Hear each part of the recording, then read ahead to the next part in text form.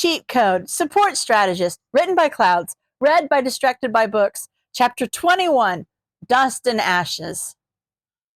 All right, villain, you want to treat this like a game? Then let's play. Netsu felt a thrill at his protege's words and couldn't help the sharp smile that came to his face even as his co-workers shivered. He wasn't 100% sure what had prompted the challenge, since Midoriya's near-constant muttering had trailed off after giving a passing analysis of who appeared to be the villain's leader. But whatever was about to happen, it was sure to be simply marvelous. Netsu had never been more grateful than he was at that moment for his protege's mumbling habit, for never having received any training when it came to the man in the chair position, as it was often fondly called. Midoriya was doing remarkably well. When he addressed his comments to the heroes, Netsu noted that he was trying to pick the largest threats and most relevant details to mention, all while keeping his head and hacking through the system. Whatever small details his student happened to leave out were covered by his unintentional mutterings, so it all worked out. Netsu had been a tad concerned when Midoriya had identified the glitch as the effects of a technopathic quirk, but it turned out that his worry was unfounded, as his student had bypassed even that challenge with little issue. He was so proud. He sounds confident, All Might noted quietly. He should. Midnight whispered back, he beat a technology quirk from inside the system. And if it wasn't for him, we wouldn't know about the attack at all. President Mike looked slightly pale, most likely wondering if the next thing Midoriya reported would be his husband's murder. Never having had interest in romantic connections himself, Netsu couldn't even imagine what he must be going through. All they could do now, however, was get there as quickly as possible and trust Midoriya to handle the rest. Izuku checked the cameras to make sure Eraserhead was still going strong before turning his attention to the students. The plaza wasn't a disaster zone, so he didn't have nearly enough control of it to do anything useful. And if Eraserhead were here with him, he'd probably insist that Izuku help the students first. Prioritize the rescue. The students in the shipwreck zone seemed to be in the most immediate danger. There were just two students, a girl with a frog quirk and a boy with adhesive hairballs, if Izuku remembered correctly. The frog girl could probably jump to safety with little issue, but the boy was panicking too much for her to do anything without leaving him behind, something that wasn't helped by the fact that the ship was literally sinking. It must have been one of the villain's quirks that damaged it, and yep, they all had quirks that took advantage of the water. Okay, easy enough. Izuku muttered, let's see how useful your quirks are without any water. Izuku hit a key and the pool started draining. It was slow going at first, and Izuku was almost worried that the water level wouldn't go down fast enough to do any good until he noticed that one of the drain settings was labeled Whirlpool. Izuku clicked on it. I wonder what that does. It was as if the gates of hell had opened up beneath the villains as the water began to vortex down the drain.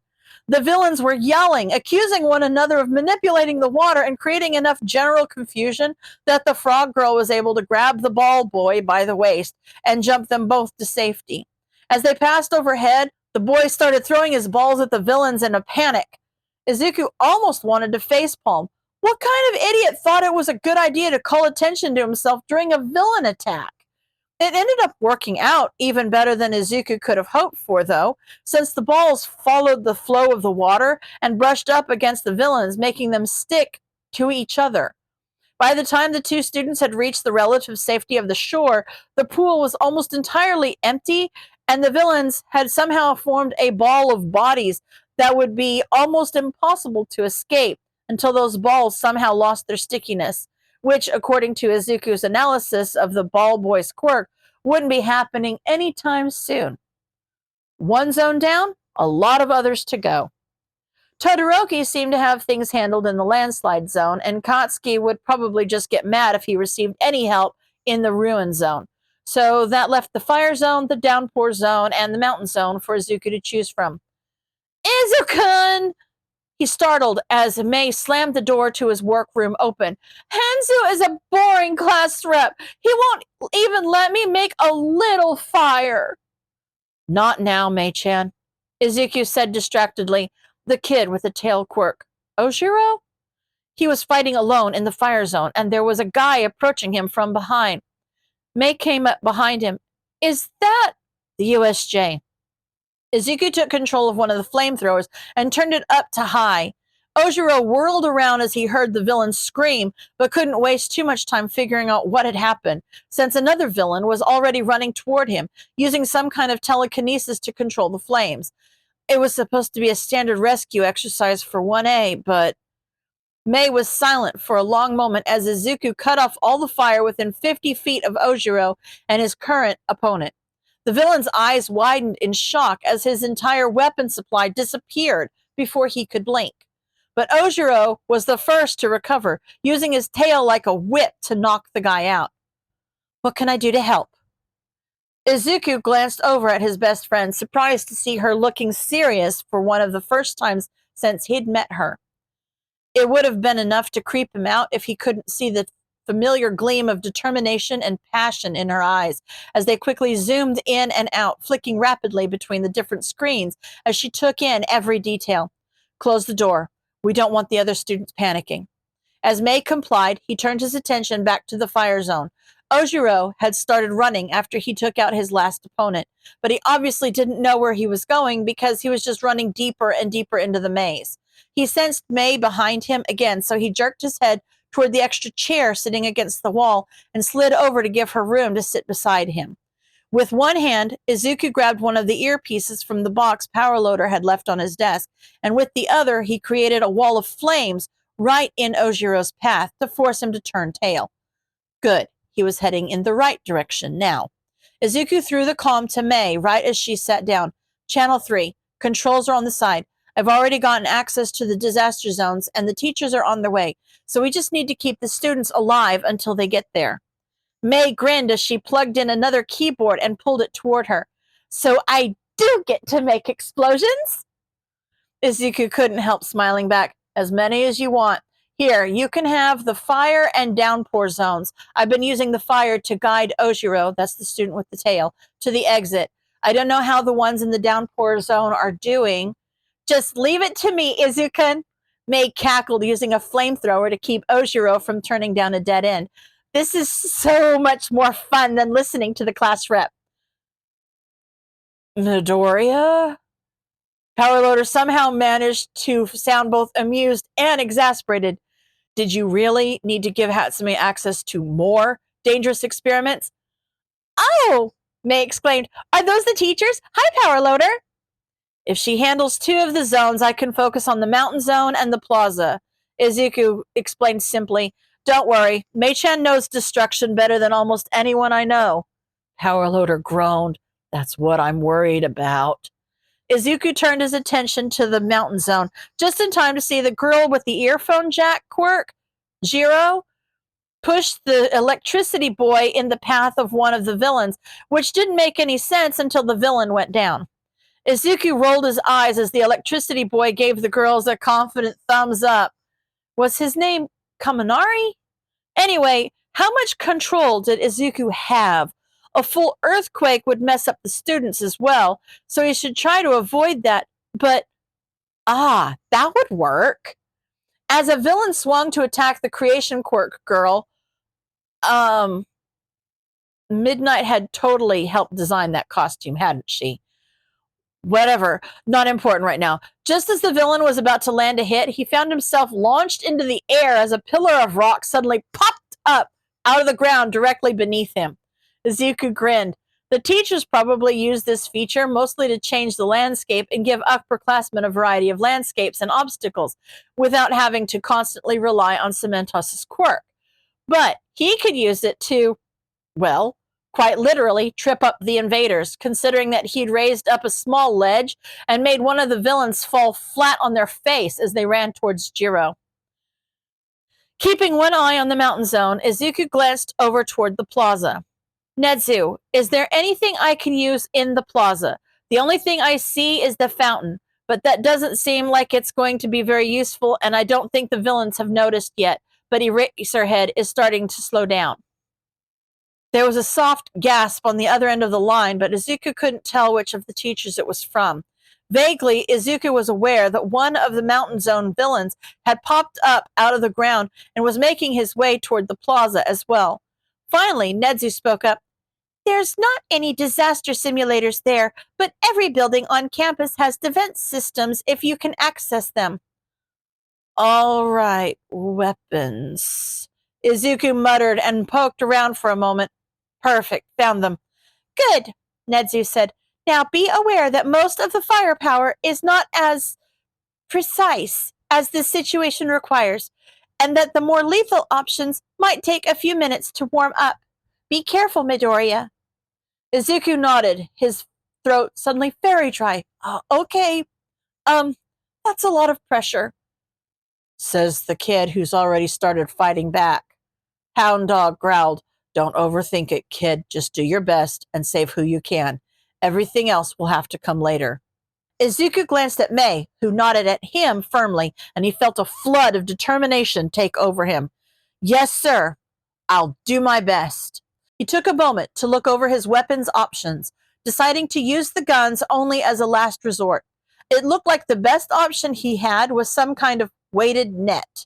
He shot one experimentally at a knot of villains that was standing far enough away from the fight that Izuku didn't have to worry about hitting Eraserhead. The net hit the group head on, and instantly all action stopped as everyone in the plaza turned to look and tried to figure out where the net had come from. The leader started scratching at his neck again. After his initial success, Izuku was feeling a little more confident, so aimed another net at the leader. If he could trap him, then Izuku fired, only for the net to disappear into a purple portal right before it hit its target. Another portal appeared near Eraserhead, and the net came flying out, forcing him to dodge. Izuku grimaced. Sorry, my bad. The warp villain appeared next to the leader, looking quite a bit worse for wear from his fight with the students at the entrance. Izuku noticed a few purple balls stuck to the armor on his neck, along with chunks of concrete. So the two students from the shipwreck zone must have made it to the entrance and helped with the fight there. The two villains seemed to be talking, so Izuku scrambled to access the audio from the plaza, turning it up loud enough for both him and Mei to hear the conversation. Allowed one of the students to escape, Shigaraki.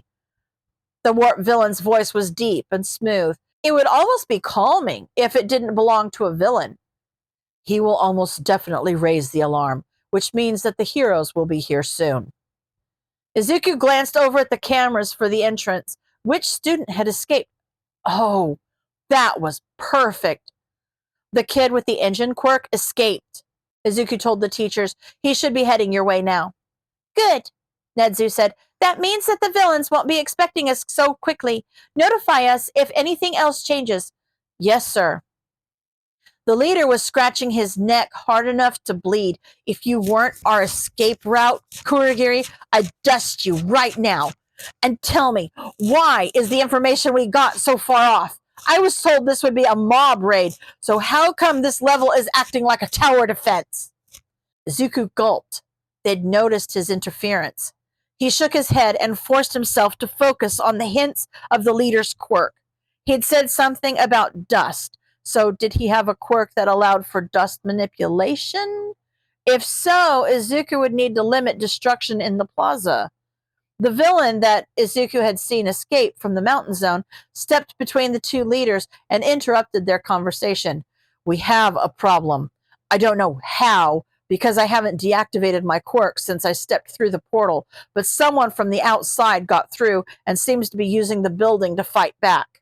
The lead villain, Shigaraki, if Izuku had heard correctly, suddenly stilled. So what you're saying is that someone is using cheat codes?